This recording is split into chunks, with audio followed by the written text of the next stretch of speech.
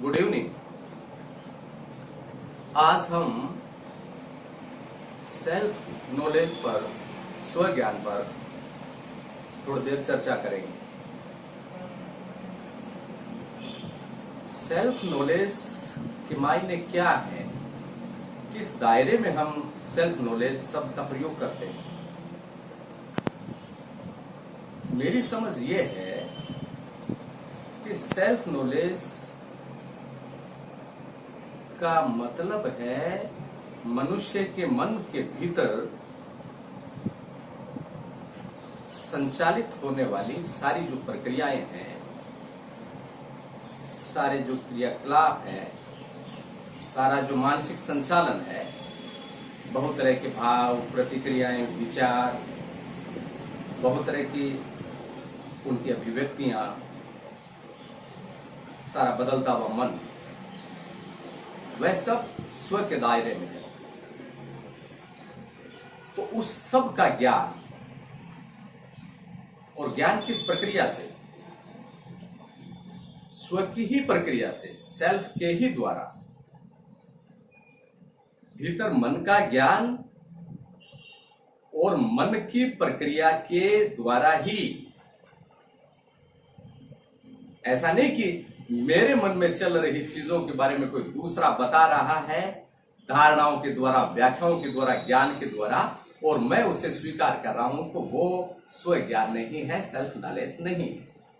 क्योंकि उस प्रक्रिया में मैंने उस समय मेरे मन में चल रही सारी प्रक्रियाओं का सीधा अवलोकन नहीं किया होता है, और उस में चल रही प्रक्रियाओं के बारे में अगर दूसरे के ज्ञान को मैं स्वीकार करता हूं, तो उसका मतलब है कि वो एक मानसिक प्रक्रिया है, और उस प्रक्रिया के दौरान मैं अपने भीतर, अपने उस समय जो प्रक्रिया चल रही होती है उसके प्रति सोया हुआ हूं। वो स्व ज्ञान नहीं है। और ज्यादातर स्व ज्ञान के क्षेत्र में यही चल रहा है कि लोग स्व ज्ञान पे किताबें पढ़ रहे हैं, या जैसे दूसरों ने विधियां बताई है कि ऐसे स्व ज्ञान अर्जित करो, उन विधियों के द्वारा, सिस्टम के द्वारा, ट्रिक्स के द्वारा, वैचारिक दृष्टियों, धारणाओं, इन सब के द्वारा, कोई शॉर्टकट मेथड के द्वारा स्व ज्ञान अर्जित करने की कोशिश कर रहे हैं,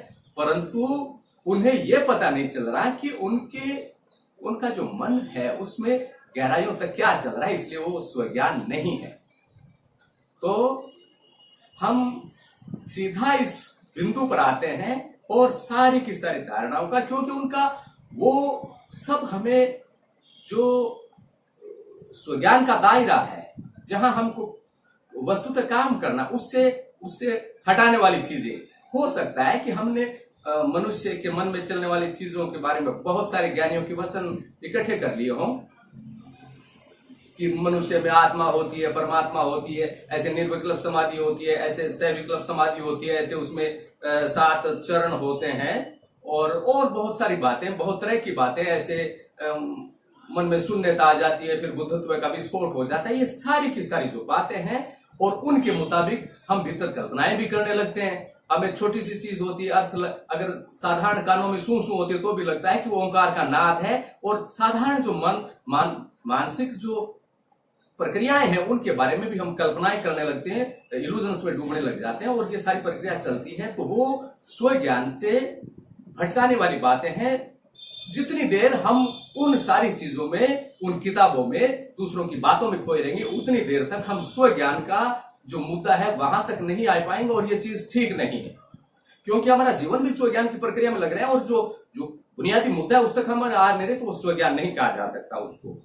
तो पहले तो सारी इन जो अनावश्यक, असंगत और बाधा बनने वाली जो बातें हैं स्व ज्ञान में, उन सबको हटा करके हम सीधी बात करें कि स्व ज्ञान का अर्थ है खुद इस समय मनुष्य के मन में क्या चल रहा है, उसकी किन गहराई, और सिर्फ ऊपरी तल तक नहीं, पूर्णता में, पूरे मन के दायरे में, उसके ऊपर की प्रतिक्रिया, क्योंकि हमारी रुचि नहीं होती इन मामलों में, तो ऊपर हमारे कोई प्रतिक्रिया होती है, उसको ऊपर से हम ध्यान भी नहीं देते, और उसकी वो प्रतिक्रिया कहां से उठ रही है, वो भाव कहां से उठ रहा है, वो क्षोभ कहां से उठ रहा, उसकी जड़ों तक जाने में हमारी कोई रुचि नहीं होती, ध्यान नहीं देती, इसलिए वो चीजें खुल नहीं पाती, मन पूरा खुल नहीं पाता और इसलिए बात आगे नहीं बढ़ पाती। तो स्व ज्ञान की जब हम बात करते हैं तो उसमें इस समय जो हमारे मन में चल रहा है उसकी बात है, ये उस समय का ताजा ज्ञान है, ये सीधा सीधा उसको स्व ज्ञान कहते हैं। इस समय जो मेरे मन में जो चल रहा है वो उसकी पूर्णता में, उसका ठीक ठीक गहराई से जड़े तक उसकी दिखाई पड़ता हुआ वो सारी जो प्रक्रियाएं हैं और उसमें हमारी रुचि हो, अगर मन भीतर से खुल रहा हो तो हमारे भीतर शांति हो, ताकि वो खुलती हुई जो परतें हैं उनको हम वाच कर सके, उनको अटेंड कर सके, वेट कर सके। ऐसा नहीं कि हम दूसरे चीजों में लग जाएं और वो मन बताना चाहे कुछ और हम उसकी सुने ही नहीं। तो खुद की जो सीधी प्रक्रिया है और भीतर के जगत में खुद ही तो हम जानने वाले हैं और खुद को ही जानना भी होता है। मन ही है जिसको हमको जानना होता है और हम ही जानने वाले भी हैं। तो स्वज्ञान में ये, और इस समय जो चल रहा है, पीछे की चीजों को याद कर रहे हैं, कुछ और कर रहे हैं, वो स्वज्ञान नहीं है, या भविष्य की आशाओं में और कल्पनाओं में हम खोए हुए हैं कि हम कल ये करेंगे, वो करेंगे, फिर हम पहले साधना का ये चरण करेंगे, फिर दूसरा चरण उठाएंगे, तो वो भी स्वज्ञान नहीं है। एक तो ये बात, पहली बात जो है सीधा सीधा जो बोध है, और इसमें बहुत इसमें विधियों में नहीं पड़ना है, नहीं तो वो विधियां महत्वपूर्ण हो जाती है और मन का एक जो खंड है वो उन विधियों को लिए बैठा रहता है और मन की जो पूरी परतें हैं वो उभर नहीं पाती। इसलिए विधियों में सीधा नहीं उलझना है, क्योंकि अंदर वैसे सारा तो है नहीं, सारी जो प्रक्रियाएं हैं वो एक ही सारा, एक चाहे खंड भी लगते हो मगर वो एक दूसरे से खंड जुड़े हुए हैं, उन खंडों का भी आपस में कनेक्शन है, वो सारे अलग अलग नहीं है वो खंड। तो ये जो बात है यहां इसको हम समझें और जैसा विधियों की बात है उनकी तरफ ज्यादा ध्यान नहीं दें। एक तो ये बात, अब जैसा हमने सजगता की बात है उससे इसका थोड़ा संबंध हम जोड़ते हैं।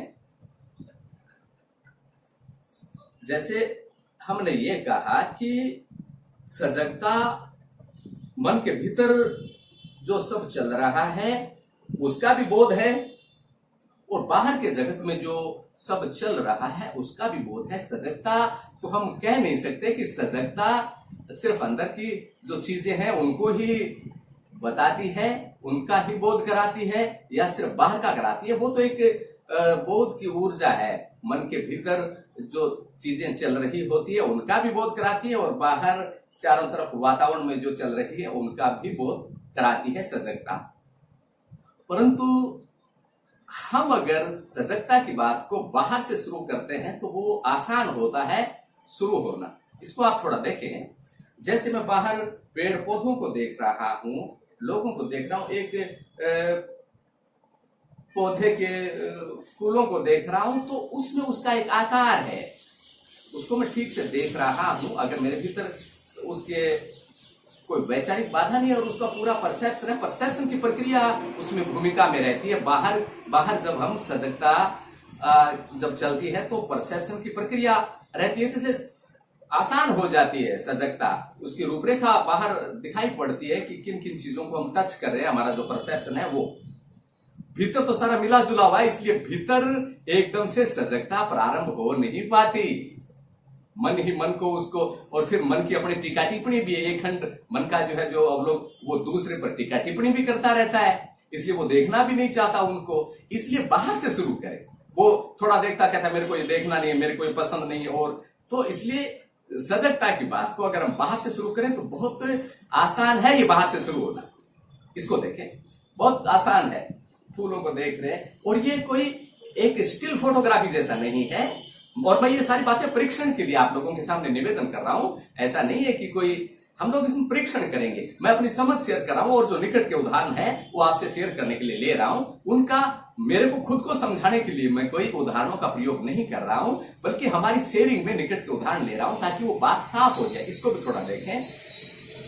और तो उसमें बाहर से सजगता जो है वो आसानी से शुरू हो जाती है। और स्टिल फोटोग्राफी जैसा नहीं है, मूविंग जैसे होता है, ऐसे सजगता एक बाहर वो कहीं से कटती नहीं, वो सारी चीजों को, बाहर की चीजों को भी देखते हैं। और तो बाहर से आसान होता है अगर इंद्रिय, क्योंकि उसमें परसेप्शन की, इंद्रिय बोध की प्रक्रिया रहती है। तो अगर हमारे दिन में अगर हमें बोध रहता है बाहर की सारी चीजों का कि कौन हमसे क्या बोल रहा है, फिर उसके भीतर हमारे जो उनकी चीजों की प्रतिक्रिया उनका भी बोध रहता है, तो बाहर की जो प्रभाव पड़ रहे हैं उनके भीतर मन में जो प्रतिक्रिया उनका भी हमको पता चल रहा है।